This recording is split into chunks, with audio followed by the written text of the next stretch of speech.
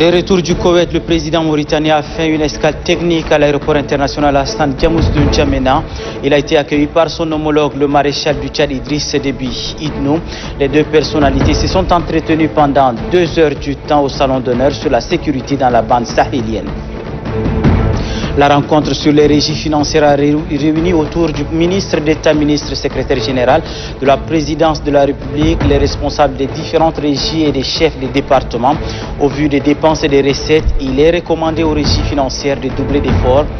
Et puis la première dame, Hinda Déby Itno, revient sur ses premiers pas à l'école au centre social numéro 4. Elle n'y va pas les mains vides.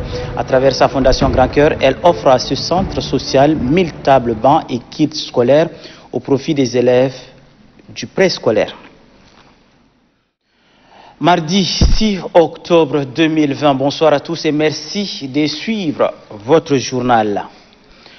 De provenance du Koweït, le président mauritanien Mohamed Ould Cheikh El Ghazouani a fait cet après-midi une escale technique en N'Djamena où il a été accueilli et raccompagné par son homologue, le maréchal du Tchad Idriss Déby Itno. Nassounou Djiti.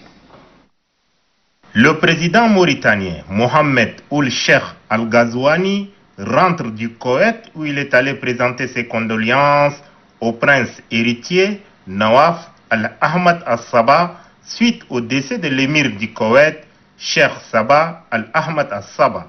C'est avec chaleur et enthousiasme que le maréchal du Tchad Idriss Déby Itno, président de la République, chef de l'État, l'a accueilli au pied de son avion.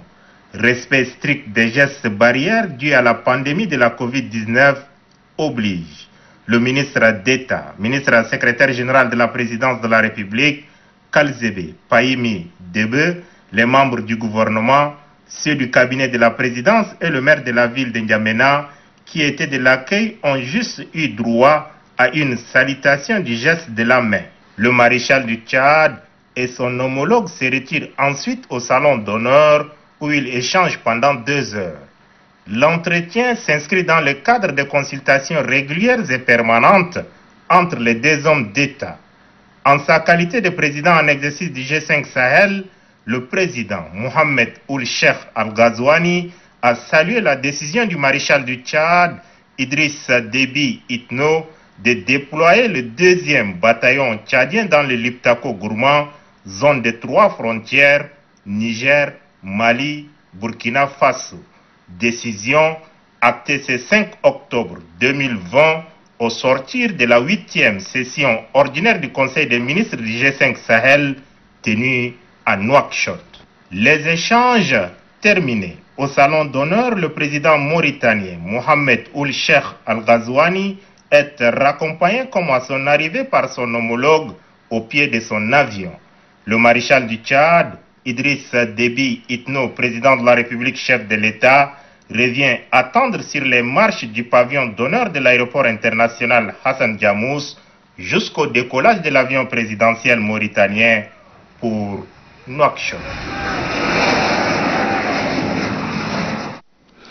Merci Nassour, et sachez que le président de transition du Mali, Bandao, a accordé ce 6 octobre une audience à l'ambassadeur du Tchad au Mali, Madame Kalzebe Nelding Kingara Majimta. Elle est la première étrangère à être reçue par les nouvelles autorités maliennes après la levée de l'embargo de la CEDEAO ce 6 octobre 2020.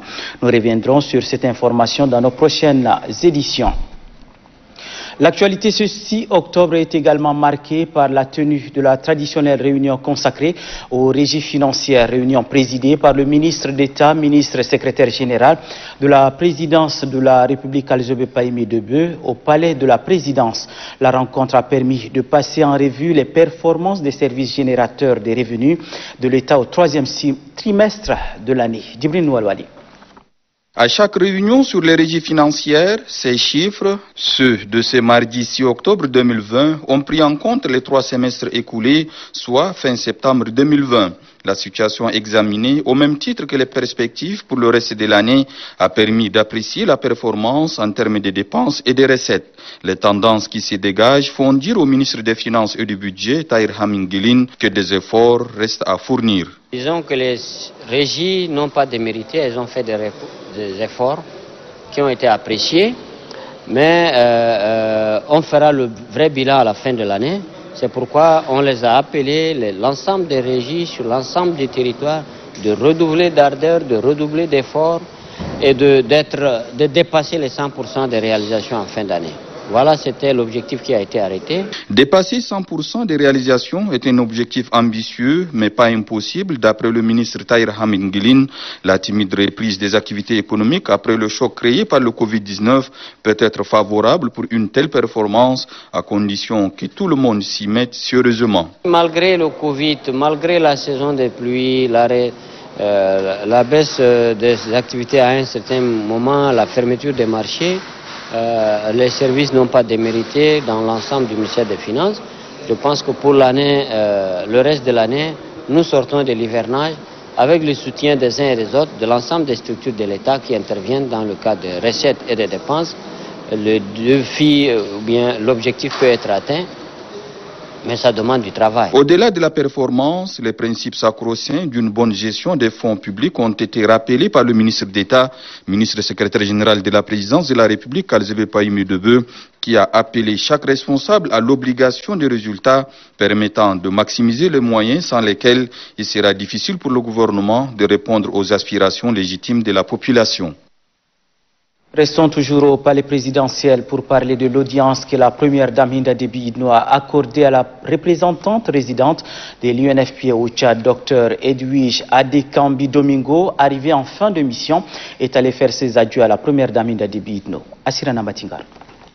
Dr Edwige Adekambi Domingo, représentante résidente de l'UNFPA au Tchad, est arrivée en fin de mission. Elle a tenu à dire au revoir à la première dame Hinda Déby Itno, témoin de l'engagement de la première dame Hinda Déby Itno aux côtés de son auguste époux dans la lutte pour le bien-être de la population.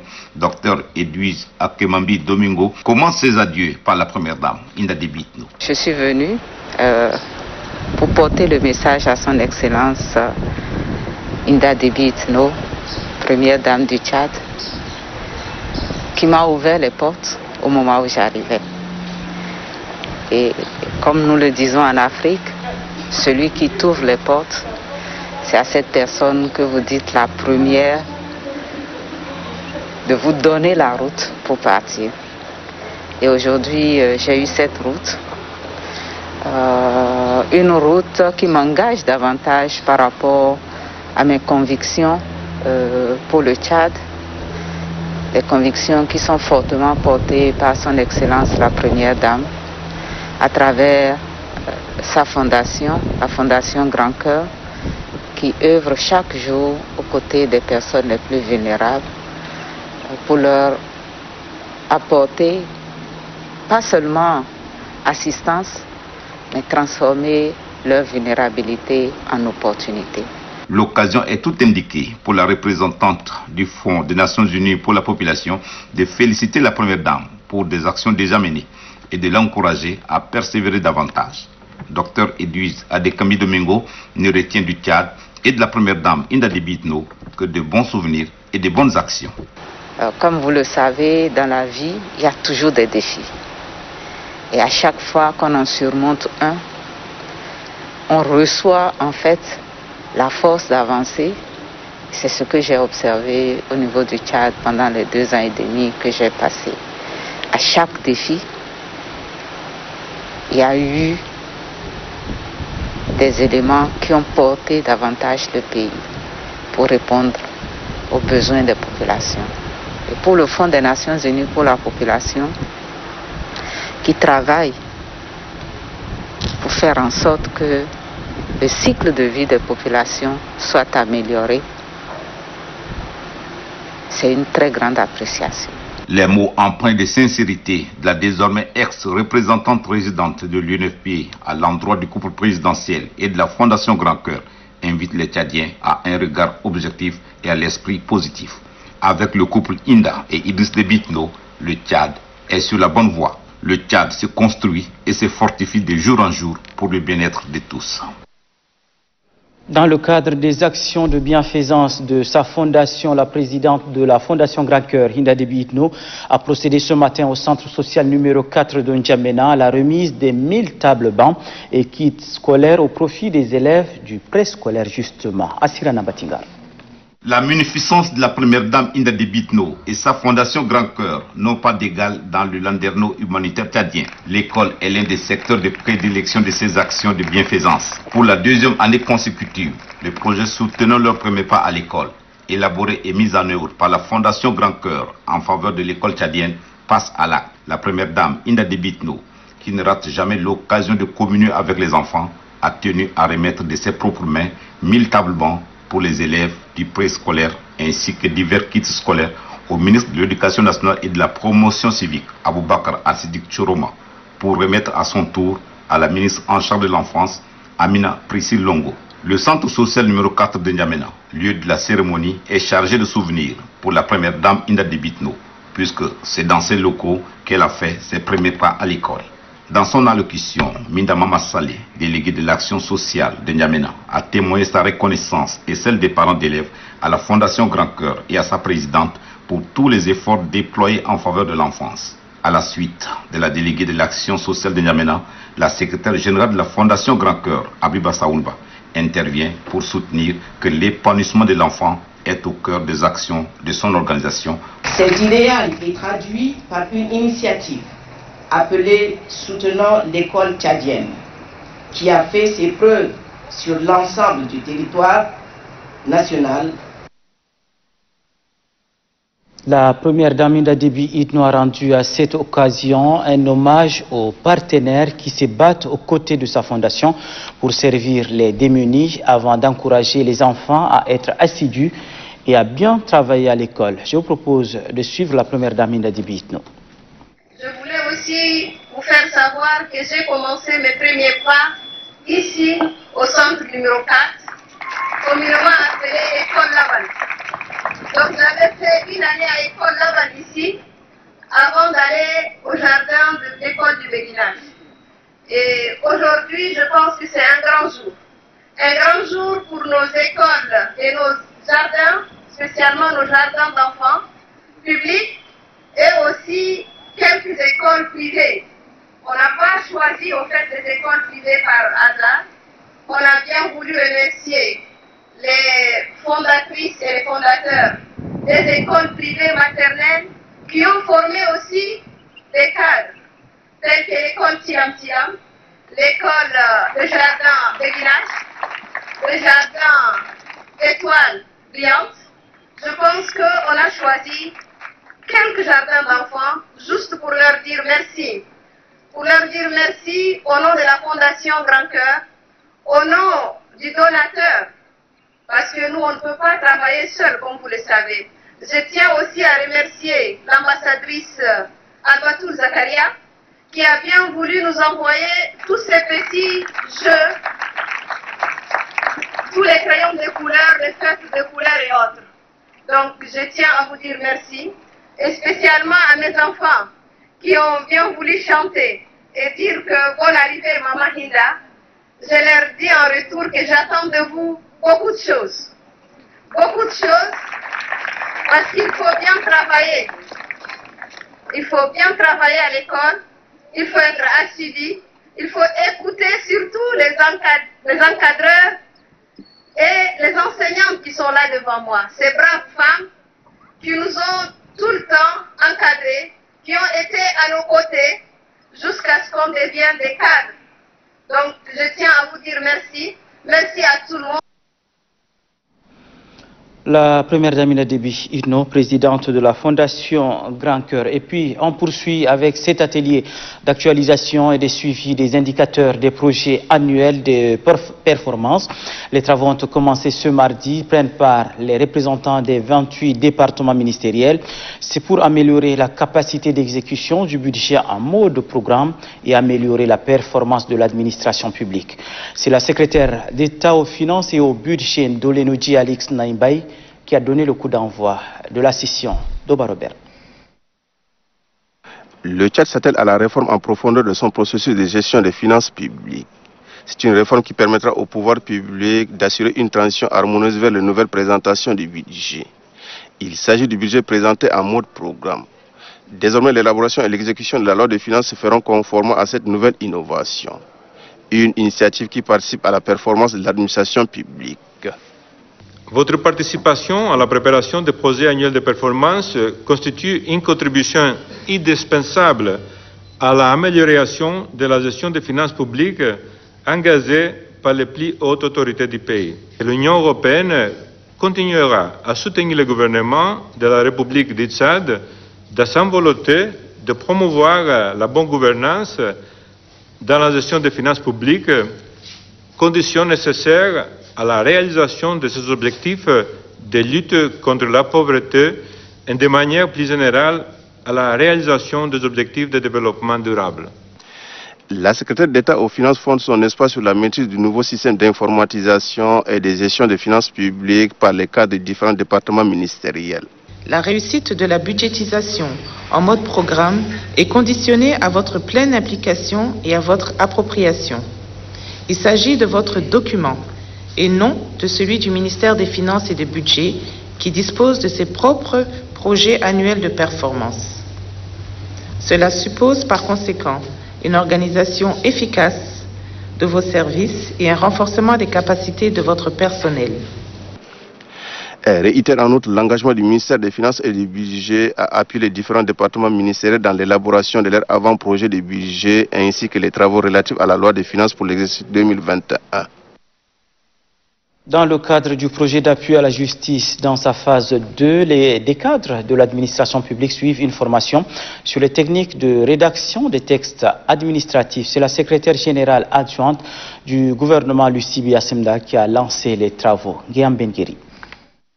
Investi de la mission d'organiser des cycles de formation continue et de perfectionnement au profit des agents de l'administration publique, l'École nationale d'administration INA s'efforce depuis sa réforme en 2014 de jouer pleinement son rôle. C'est pourquoi elle organise en partenariat avec le projet d'appui à la justice phase 2 cette formation en légistique en vue de renforcer les capacités des cadres de l'État en technique de rédaction des textes normatifs. L'objectif de ce recyclage est donc de vous donner les clés nécessaires pour surmonter les difficultés que vous rencontrez généralement dans l'accomplissement de votre mission en matière de textes.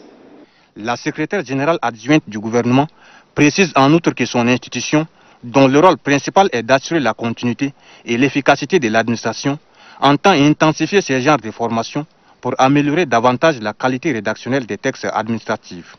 Selon le directeur général de l'ENA, Sénoussi Yassana Abdoulaye, conformément à son objectif et à la vision des plus hautes autorités du pays qui ont impulsé sa réforme, l'ENA décide de prendre ses responsabilités sur cette question essentielle de la qualité des textes pour aboutir à l'élaboration des documents de référence nationale en légistique et en rédaction administrative. Sachez également que 17 présumés malfrats opérant dans la ville de N'Djamena ont été appréhendés par les éléments de la force de défense et de sécurité. Ces présumés fauteurs de troubles ont été présentés à la presse en présence du directeur général de la gendarmerie nationale et le 9e substitut du procureur de la République. Omar Idriss, reportage. Ce sont des drogues, des stupéfiants, des hashish et de l'alcool frélaté que trafiquent ces présumés malfrats pour troubler la santé de la population dans la ville d'N'Djamena.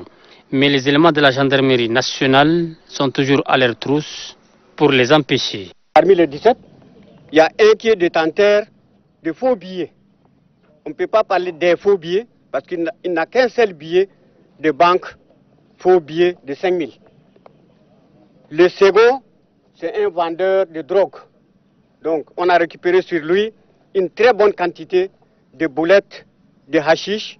Dans sa mission régalienne, la gendarmerie nationale a toujours traqué les hors-la-loi.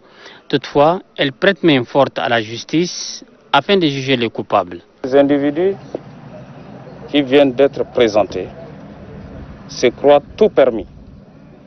Ils volent, ils violent, ils agressent, ils arnaquent. Nous voulons féliciter la gendarmerie nationale qui accumule ces derniers temps des succès dans l'exploit, la traque des malfrats qui écument notre société. C'est la 10e opération qu'a effectuée les éléments de la gendarmerie nationale sur toute l'étendue du territoire pour l'année 2020. Et c'est là pour amener la paix et la quiétude dans la société. Dans le cadre de la sensibilisation sur la révision du fichier électoral, le président du groupe parlementaire du MPS est en tournée dans le bar El Ghazal Nord, dans la sous-préfecture de Toumia précisément. Ali Kolotou Tchaimi a sensibilisé les jeunes n'ayant pas leur nom sur le fichier électoral à se faire enrôler. Adef Ahmad Beram. La délégation comprenant les membres du BPN, du CNS, à sa tête le président du groupe parlementaire MPS, le député Ali Kolotou Tchaimi, est allé mobiliser et sensibiliser les populations du département du Balgazel Nord, comme ici dans la circonscription de Mandjoura.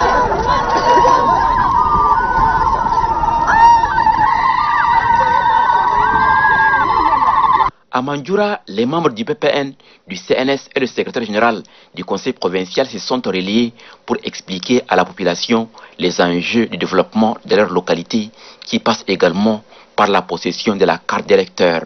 Cette population nomade représente un enjeu électoral en faveur du mouvement patriotique du salut, comme l'ont relevé les concernés. Mandjoura était toujours debout derrière le maréchal Idriss Déby Itno. Mandjoura est toujours debout avec le MPS. Je vous remercie. On est ensemble pour le MPS et pour le maréchal Idriss Déby Itno. S'agissant du développement de la sous-préfecture de Mandjoura, le président du groupe parlementaire MPS, Ali Kolotou Tchaimi, député de la circonscription, a affirmé que le gouvernement, sous la haute clairvoyance du maréchal du Tchad, Idriss Déby Itno, président de la République, des efforts importants seront déployés. Sous-préfecture de Mandjoura, la délégation du président du groupe parlementaire MPS s'est rendue aussi à Siley pour les mêmes objectifs. Retrouvons une fois de plus Adef Ahmed Birrahma. Pour cette mobilisation et sensibilisation, la délégation conduite par le président du groupe parlementaire MPS, Ali Kolotou Tchaimi, a sillonné les coins et les coins des circonscriptions de Toumia et de Islet dans le département du Balgazel Nord. La population du département de Balgazel Nord, nomade dans sa quasi-globalité, acquise à la cause du MPS, représente un enjeu électoral. C'est pourquoi à cette révision du fichier électoral, les membres du BPN, du CNS ont largement sensibilisé les populations de Toumia et de Islet à l'effet d'enrôler massivement des personnes selon les critères définis par la Commission électorale nationale indépendante CENI. L'objet de notre mission, c'est la révision des listes électorales. Je voudrais demander aux chefs de canton, aux responsables de différentes corporations, les agents recenseurs, les opérateurs de saisie sont là d'en vomir. Sortez massivement pour faire un recensement massif pour l'avenir du Tchad, pour l'avenir de la commune de Islet. Le membre du CNS, Brahim Mataïr, et le chef de canton de Islet, Abdallah Omar Gourbal, ont au nom de la population remercié, félicité le président de la République pour son élévation à la dignité de maréchal du Tchad, pour les efforts consentis en faveur de la paix, de la sécurité et d'avoir érigé le canton Islet en commune. Des questions inhérentes au développement socio-économique de la commune n'ont pas été perdues de vue par la délégation du président du groupe parlementaire MPS, Ali Kolotou Tchaimi. Dans la province du lac, après Bol, la délégation du bureau politique national du MPS a rallié la localité d'Ongouri. C'est pour sensibiliser la population sur l'opération de la révision du fichier électoral. La Chak Bepaba Médésiré. Accueillie à l'entrée de la ville de Nokou par les militants et les autorités administratives, la mission du MPS conduite par Abakar Mamataïr, membre du bureau politique national, a lancé à la tribune officielle de Nokou l'opération de révision du fichier électoral dans le département du Nord-Kanem. L'objectif est d'enrôler la population sur le fichier électoral. Le président de la Sous-Seni du Nord-Kanem, Omar Mohamed Keley, a demandé l'appui de la population et les autorités traditionnelles pour la réussite de l'opération. Pour le secrétaire général départemental du MPS du Nord-Kanem, Youssouf Ali Kosei, les militants du MPS sont prêts à inscrire sur la liste électorale. Votre présence aujourd'hui à Nokou, dans le chef-lieu de votre département, prouve à suffisance votre degré de militantisme et aussi combien vous êtes rattaché à votre département. Chers frères et sœurs, votre soutien galvanise les militants du MPS de notre département. Aussi, je profite de cette occasion pour vous dire qu'en ce qui concerne la sensibilisation dans le cadre de cette révision du fichier électoral, les organes du MPS du Nord-Kanem sont en avance et que les militants et militantes du MPS de notre département sont déterminés plus que jamais à rester derrière la politique du maréchal du Tchad. Anciens ministres Omar Sini et Moustapha Nour ont justifié l'importance de ces recensements. Le préfet du département du Nord-Kanem, Hassan Abassala, appelle la population à s'inscrire massivement sur le fichier électoral. Le chef de file du MPS du département du Nord-Kanem, Abakar Mamataïr, invite les autorités administratives ainsi que la population à jouer leur partition pour la réussite effective de ces recensements. Il a ajouté que le Nord-Kanem est le fief du MPS et donc ces recensements est un droit civique pour tous les citoyens. Le chef de la mission du MPS, Abakar Mamataïr, et le préfet du département du Nord-Kanem se sont fait enrôler. Après la cérémonie, la délégation du MPS a échangé avec les militants de cette formation politique sur les modalités pratiques de ces recensements. Pour agrémenter la mission, un match de football s'est joué entre deux équipes locales soldées par un nil. Le chef de la mission a remis des enveloppes pour encourager les footballeurs. Reportage signé Youssouf Abdraman Aligad sur la mission du mouvement patriotique du salut dans le département de Nokou. Revenons en Djamena où le président du Rassemblement des jeunes du MPS, Idriss Abdoulaye Kalakala, a opté pour un point de presse pour appeler ses camarades jeunes du MPS à se faire enrôler sur le fichier électoral. Extrait. L'objet de ce point de presse est de lancer un appel à tous les jeunes tchadiens en général, les jeunes du mouvement patriotique du Sali, et ceux des partis alliés en particulier, en âge de voter, de se faire enrôler sur le fichier électoral dont les opérations viennent d'être lancées le 1er octobre 2020 sur l'ensemble du territoire national par la Commission électorale nationale indépendante. Au nom de mes camarades du Bureau national du RJMPS et à mon nom propre, je voudrais engager tous les conseils provinciaux, départementaux et communaux d'intensifier la sensibilisation et faire comprendre les bien fondés de l'opération marquant la révision électorale. Ne perdons pas le temps, car il faut d'abord posséder sa carte d'électeur pour exprimer son droit de vote. Ceci le lieu de vous rappeler que les soucis du maréchal du Tchad, Idriss Déby Itno, président de la République, chef de l'État, président fondateur du MPS, est de voir toute la jeunesse tchadienne exprimer son droit de vote. À cet égard, le RJMPS, dont le credo est l'animation et la sensibilisation, a décidé d'organiser un atelier d'encadrement de ces militants le jeudi 8 octobre 2020 dans sa grande salle de réunion à partir de 15h. Les députés du réseau des parlementaires pour la population et le développement poursuivent sa tournée de sensibilisation sur la lutte contre le coronavirus. C'est dans le Bata Est. Ousmane Idriss Dakou. Sensibiliser la population sur les dangers liés au Covid-19, c'est l'objectif de la mission de députés membres du réseau des parlementaires pour la population et le développement dans le département du Bata Est. Après avoir sillonné quelques villages et procédé à la distribution de kits de protection contre la Covid-19, les élus de la province du Bata échangent avec les autorités administratives du département du Bata Est. La rencontre est axée essentiellement sur le respect des mesures barrières édictées par le gouvernement.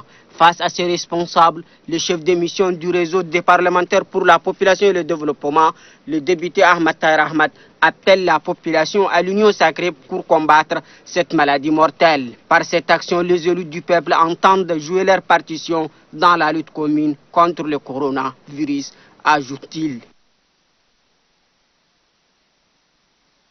Épidémiologique de la maladie à coronavirus de ce mardi 6 octobre 2020 se présente comme suit. Sur 534 échantillons analysés, 15 cas confirmés, 11 au Moyen-Chari, dont 10 contacts de précédents cas et un post-mortem, 2 en Djamena, dont un contact d'un précédent cas, 1 au Logone oriental et un post-mortem au Mayo-Kébi ouest. 2 guéris portant le total à 1077, 2 décès portant le total à 88, 73 malades sous traitement. Le nombre de cas confirmés depuis le 19 mars 2020 est de 1238 répartis dans 17 provinces du pays. La coordination nationale de riposte sanitaire invite la population à rester sereine, solidaire, vigilante et rappelle au respect strict des mesures barrières, notamment la distanciation physique. En cas de signes tels que fièvre, toux, éternuement et difficultés respiratoires, appelez gratuitement le 1313, le coordonnateur national de riposte sanitaire, professeur Choua Ouchimi.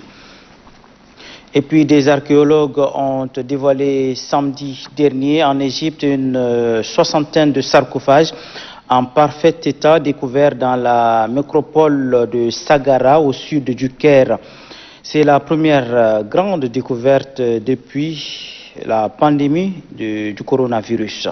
Une soixantaine de sarcophages en parfait état découverts dans le nécropole de Saqqara au sud du Caire en Égypte, où ils avaient été ensevelis il y a plus de 2500 ans. D'après les premières observations, les sarcophages renferment les dépouilles de prêtres, de responsables politiques de haut rang et de personnalités. L'ouverture de l'un d'entre eux devant la presse et des invités rassemblés sous une grande tente a révélé une momie parfaitement préservée, ornée de hiéroglyphes colorés, avec un visage aux traits finement dessinés. Pour Khaled Anani, ministre égyptien du tourisme et des antiquités, la plupart d'entre eux sont bien protégés et gardent leur couleur d'origine. Ces cercueils appartiennent à certains prêtres et employeurs de haut rang à la fin de l'ère, soit près de 600 ans avant Jésus-Christ. Des dizaines de statues ont été également récupérées aux alentours, en particulier une figurine en bronze du dieu de la fleur, de lotus Néfroutoun. Tous les sarcophages, couverts de dessins complexes aux couleurs vives, ainsi que des hiéroglyphes, doivent être transportés au Grand Muséum égyptien, dont l'inauguration prévue fin 2020 a été reportée à l'année suivante. Ils seront placés dans une salle faisant face à celle qui doit accueillir 33 sarcophages scellés de prêtres de la 22e dynastie découverte en 2019 à Luxor, dans le sud de l'Égypte. Une découverte qui pourra redynamiser le secteur du tourisme en Égypte. Merci Grangacham et Irima. Ainsi se referme cette édition. Merci à vous de l'avoir suivi.